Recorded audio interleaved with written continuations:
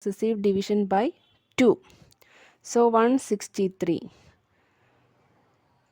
divided by 2 is in 16 8 times, then 3 1 times, the remainder is 1. Again 81 divided by 2, the answer is 40 with the remainder 1.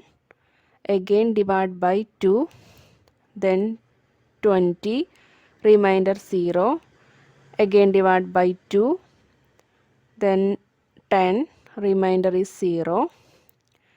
Again divide by 2, 5, remainder is 0.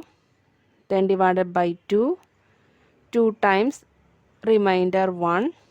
Then again divide by 2, 1, the remainder is 0.